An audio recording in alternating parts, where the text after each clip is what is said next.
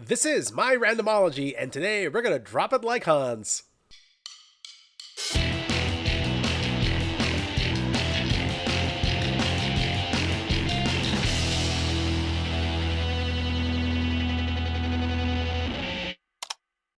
Of course, we're gonna watch the holiday classic, Die Hard.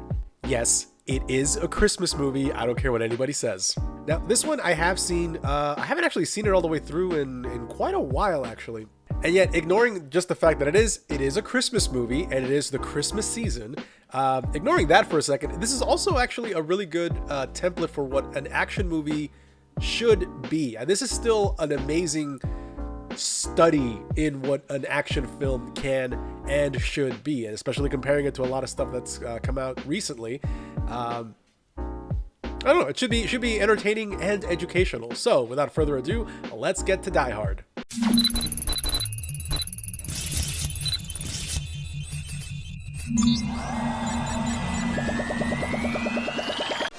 Oh, and just in case it actually pops up during the edited version of this, the only version I can get right now was the free version on IMDb TV. So there are commercials. I don't know if there's a countdown to them, but I'll do my best to just edit them out.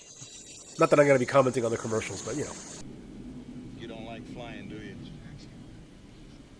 What gives you that idea? Oh, the white knuckles, maybe? You want to know the secret to surviving air travel? Don't do it. Ah, the 80s.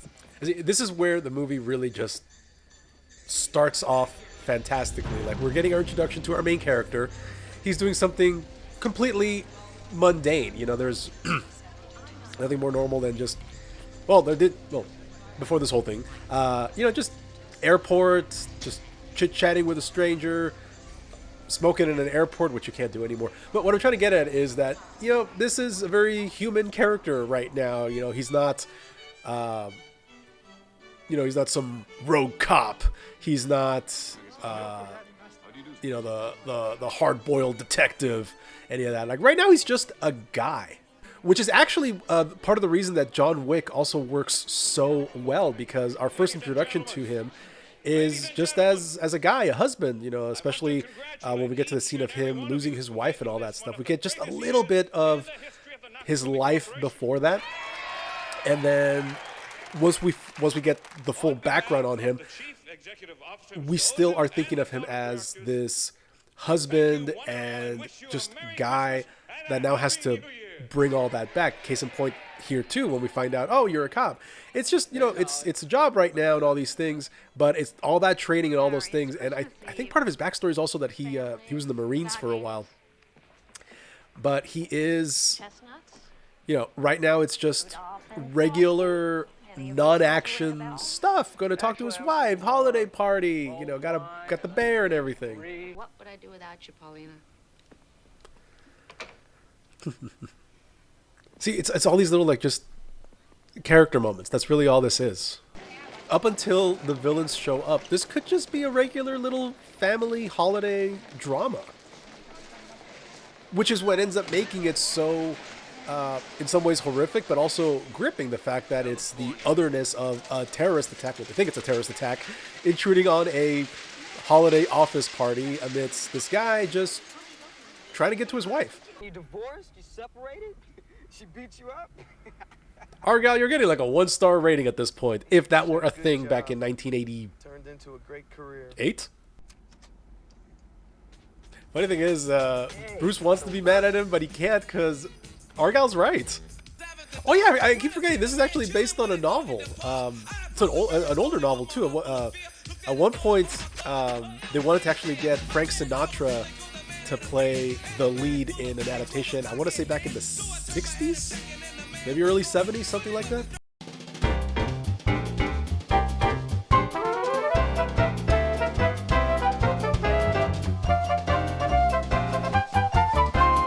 So your lady sees you, you run into each other's arms, the music comes up, and you live happily ever after, right?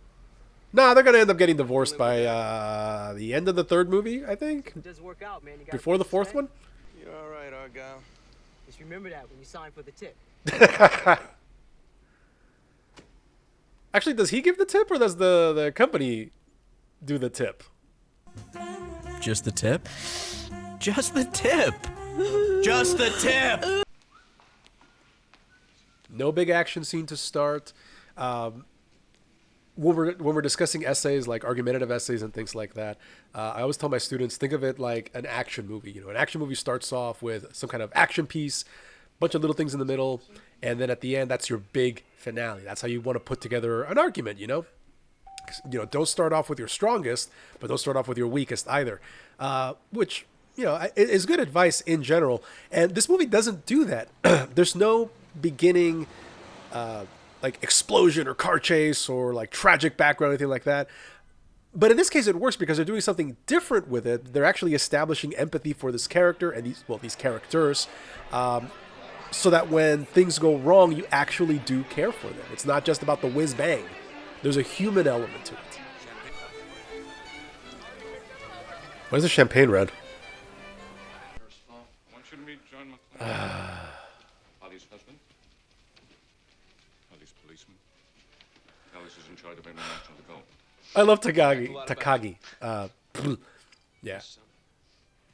Again, little human element, right? Can I get you any? And of course, there's this jackass here.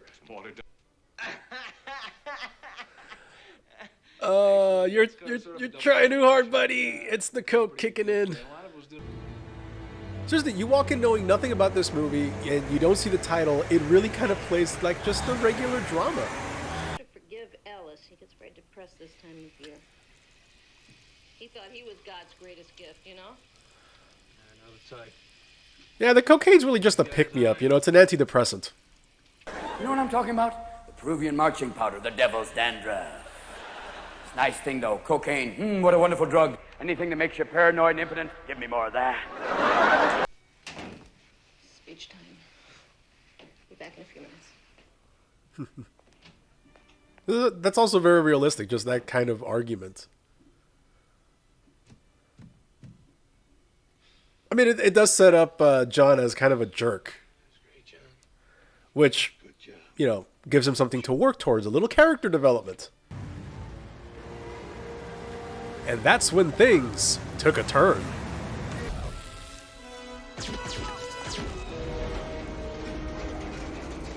You really do gotta love how old action movies actually were pretty bloody. We got Hans! You know, for this being Alan Rickman's, I think this was his first major movie role, or his first movie role in general. He kind of sets the tone for his entire career. It's incredible. Something else which I always encourage is having villains that are multi-dimensional. You know, make sure that there is a lot more to them than just I'm the bad guy. But again, this is kind of an exception to it because there's really nothing more here except they're thieves. I mean, they want the money, right? Or the bearer bonds, whatever. But they do it, especially Alan Rickman. There's so much style, and they do it with such panache.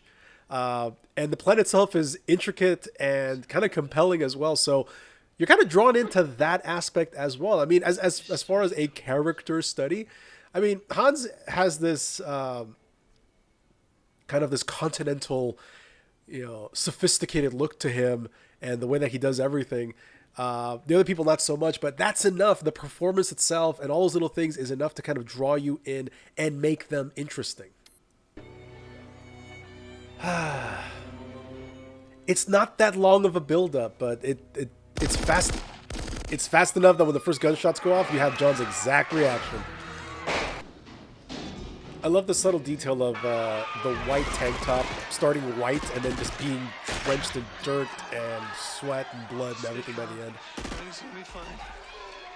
Yeah, just let the cocaine do its work, man. Just let the cocaine do its work. Ladies and gentlemen. And a star is born. I think I read somewhere that Alan Rickman was actually so nervous during this that he actually had part of the script in that book. I might be mistaken about that. I don't know if that's just like a story.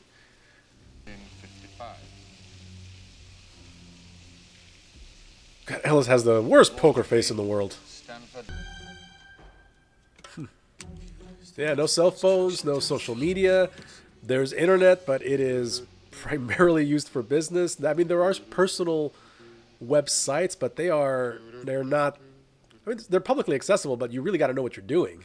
And even all the little moments with Takagi, I keep mispronouncing his name, Takagi.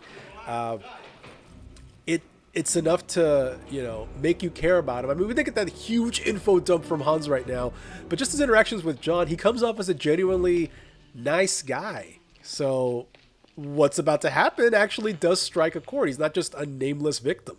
We do it the hard way. Tony, see if you can dispose of that. Carl, you better go and check on Heinrich's work up on the machine floor. Little moments like that, like them betting on what was going to happen.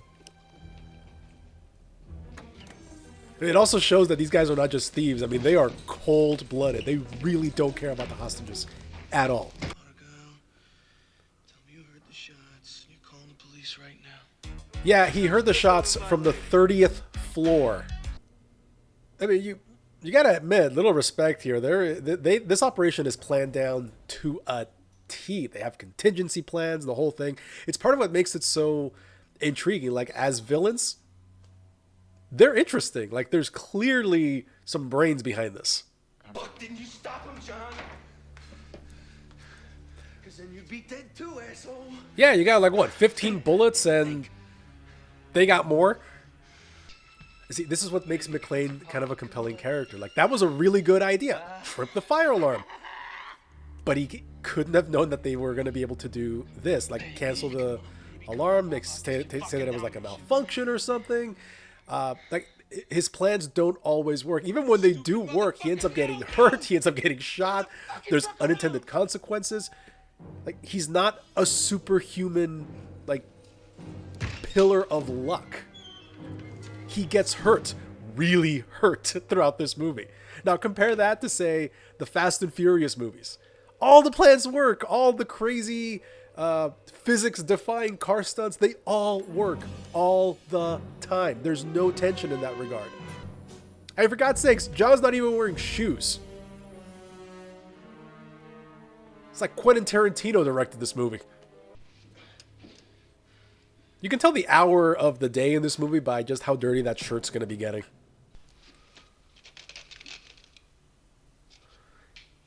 Yay, more bullets!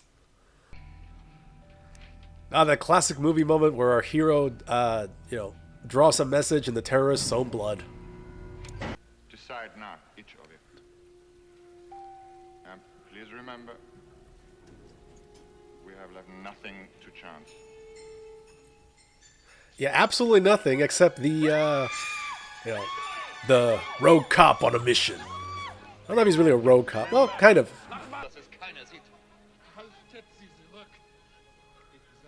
Also very smart on John's part. Alright, and now our shirt is starting to get a nice light gray. That's good. Oh, Christ, he can fuck this whole thing up. What does he think he's doing? Saving your ass! Jesus! His job's 3,000. Attention, whoever you are. This channel is reserved for emergency calls only. No fucking shit, lady. Do I sound like I'm ordering a pizza? That trademark John McClane wit. Yeah, you go get him, Ralph Macchio. Did you hear that? Did you hear the automatic weapons fire? That part always pissed me off. Like, why would you think it's a hoax? She's pregnant. Yeah. Don't you give Carl Winslow lip?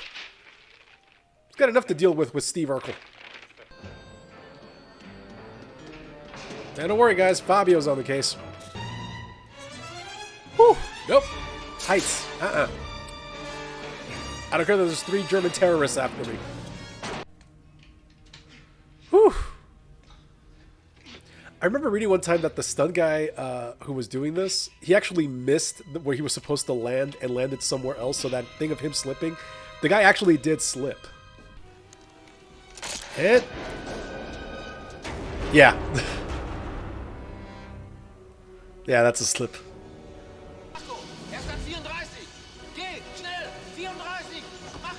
Come on, Marco, this is all riding on you. Well, you're going to fail miserably, but it's all riding on you right now. Next chance to kill someone, don't hesitate.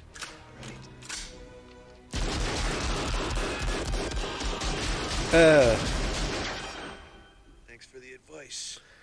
Yeah, you stopped the glow and you got shot in the dick.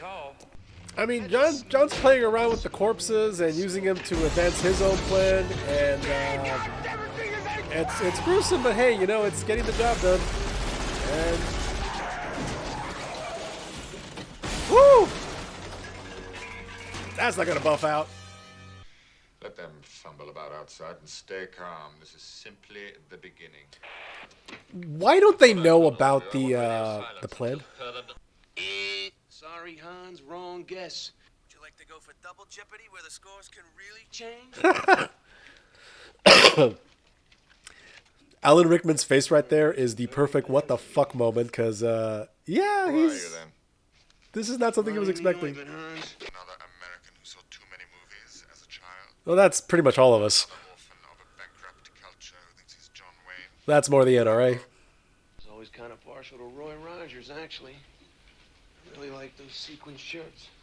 Do you really think you have a chance against? I was more of a Marty McFly fan myself, but Telling them everything. Let him. I'm waiting for the FBI to arrive. Until then, he can waste as much time as he likes. But we must find the bag, Fritz. see, there's conflict. The plan's going awry. People gotta, you know, improvise. It's exciting. A fucking bartender for all we know. He was actually. Bruce Willis was a bartender at one point. Mr. Takagi chose his people well, Mrs. Gennaro. Miss Gennaro. Again, all these little things just kind of interfering and kind of coming to a head. Like all the drama from earlier, you know, her using her maiden name as actually a plot point with this storyline. It's not just the drama. Excuse me, sir. But what about the body that fell out the window? Well, who knows? It's probably some stockbroker got depressed. We're ready for you, Chief. All right, light him up. You know, the phrase "weapons grade stupid" We got approval, Chief. barely begins scratching the surface on what an idiot this guy is. You know, there's a lot of smart decisions made on both sides here, you know, between McClane and Hans. And even Argyle. Argyle's, you know, he comes in and contributes to the fight at the end. The cops here, not so much. It's really the only really bad decision making in the movie.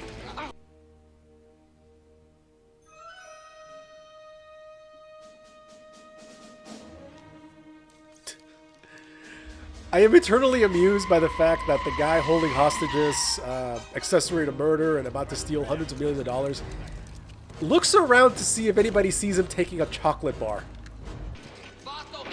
This is a well-funded operation. Pretty sure he was yelling, "Don't throw the rockets around."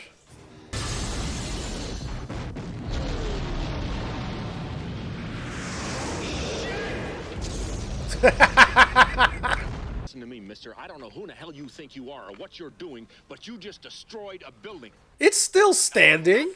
Deputy Chief of Police Dwayne T. Robinson, and I am in charge of this situation. No, you're not. You're in charge. I'm asshole. I'm not the one who just got butt fucked on national TV, Dwayne. Now you listen to me. You're part of the solution, you're part of The delivery of that line is perfect. God damn it, Ellis! Right now, right now.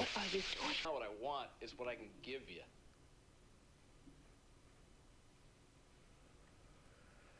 Oh my God, you are so far out of your league. You're not even in the same sport. Let's be. Maybe you're pissed off at the camel jockeys. Maybe it's the Heaves, Northern Ireland. It's none of my business. I figure you're here to negotiate. Am I right? You're amazing. You figured this all out already. Business is business. That sarcasm was so thick. I love it. I can give them to you. I hope that was some really good cocaine you just had, because that's it's the last good feeling you're ever gonna have. Sure hope I can see him swinging on a jungle gym with Al Jr. someday. Again, it's the little moments like this that just humanize this guy. And yeah, he was a jerk in the beginning, but you know, he's a father, he's a husband, he's trying to do a job, he's trying to save these people. Mr. McLean. Oh God. Mr. Officer. This brief moment of panic that you know he's got to be experiencing right now, right after we're reminded that he has kids, and yeah, and it sounds like he's been sold out. Well, he kind of has, but at least Ellis had enough sense in that coke-addled brain of his to not actually give Holly away. I told him we were old friends and you were my guest at the party. The one smart thing this guy has done all movie. I want the detonators, or they're gonna kill me. John, didn't you hear me? Lethal stupidity. This is the definition of lethal stupidity. There are college kids in horror movies with far more survival sense than Ellis.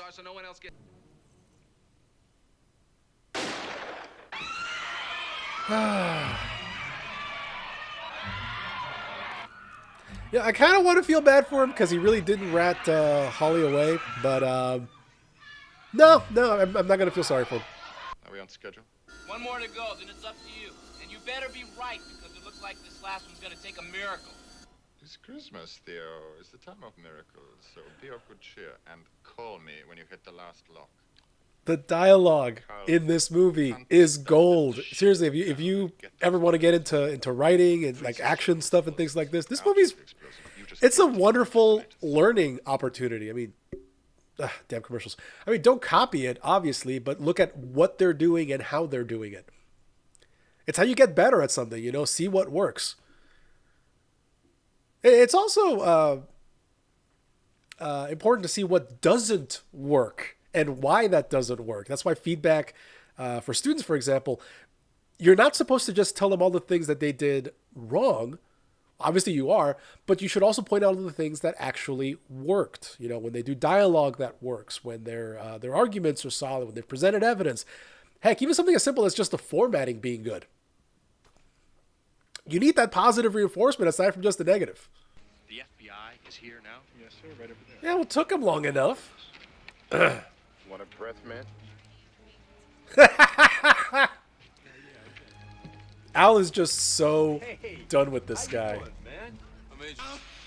kill me, please. No, please. Don't kill me, please. Whoa, relax. Relax. He does a pretty good American accent. I'm not gonna... There's a battle of wits going on here, and it's all subtext. Yeah, I'm just realizing, actually, in The Fifth Element, he never actually met the bad guy in that one. He never actually met Zorg.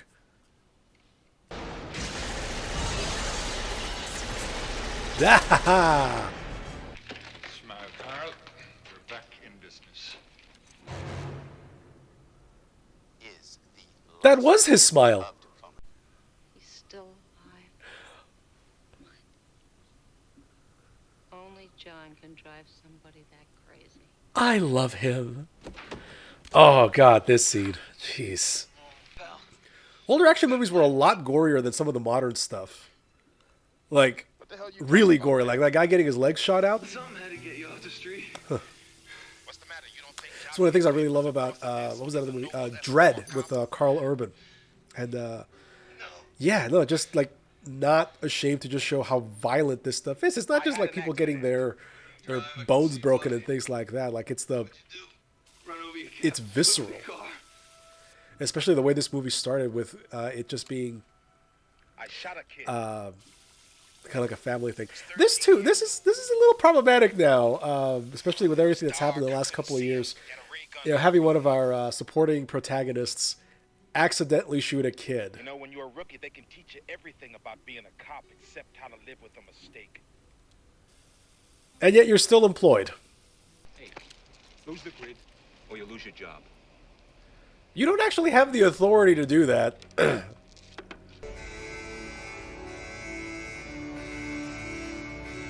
You know, this is so completely melodramatic. And it works because, yeah, the way Alan Rickman's been playing, I mean, there's no reason for there to be wind blowing his hair back. I want you to find my wife. Don't ask me how. By then you'll know how. Proof that Bruce Willis can actually act. You know, between this, Sixth Sense, 12 Monkeys, the man's he's a good actor, you know, and yet I don't know what's happened the last 2 years, you know, between Cosmic Sin and all the other movies that have been coming out with him. Does somebody have, like, incriminating photos of Bruce Willis somewhere that they're using? Because, wow. See, not just an arrogant meathead. John McClane has an actual story arc throughout this movie. Kind of sucks that it doesn't work out between him and Holly in the series, but yeah. Look, you let me in right now, or I call the INS. Comprende? He is totally earning that punch at the end of the movie. You know, show me a Vin Diesel movie where he's this beat up and broken by the end of it. Or a Steven Seagal movie. Or Van Damme. Like, this movie has, like, actual stakes. I mean, even Superman's gotten the crap kicked out of him. And you didn't shoot him because... And then things actually managed to get worse. Like, John McClane gets bloody. He gets cut up, bruised, burned, shot. Wasn't it one of the Fast and Furious movies where The Rock took a tumble down, was it, like 15 stories, landed on a car? Yeah, short stay in the hospital, and he was fine.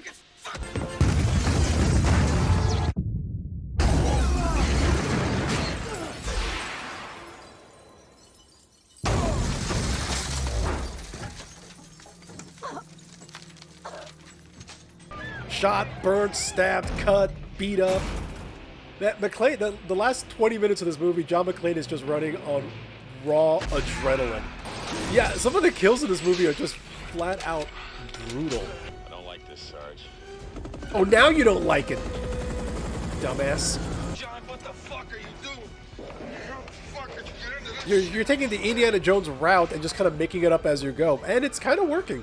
This is what I mean. There's a lot of action movies nowadays that the hero has to be superhuman. Like, that's not exciting. Like, where's the threat? Like, where's the, you know, the humanity of it? What the fuck is going on? Well, an ambulance is, you know, being born. That's where they come from. Your worst nightmare.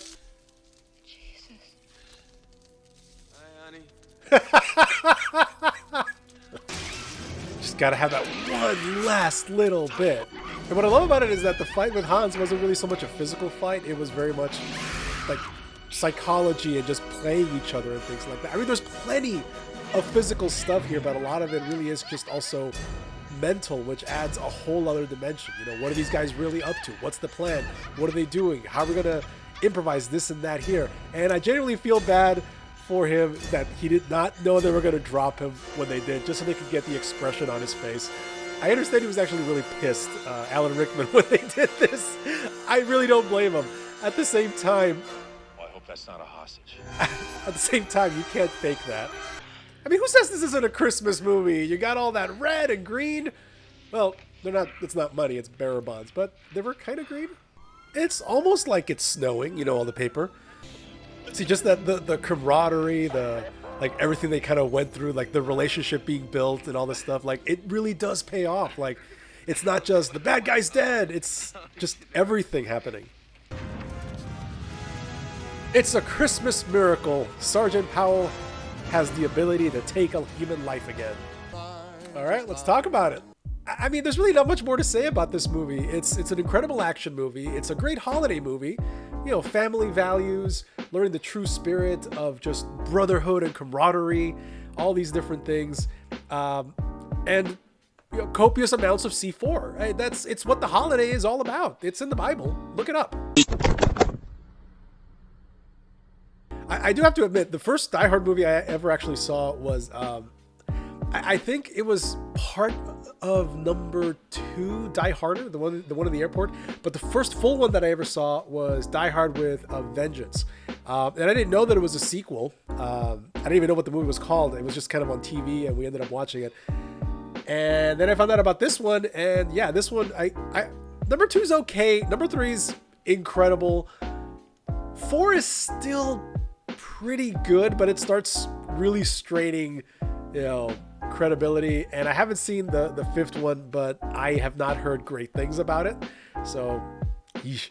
Still, it's a classic. And yeah, I know it's already, Christmas was a few days ago. Still, had to include this one. You can't go through the holiday season and not watch Die Hard. It should be an American classic in every home this holiday season.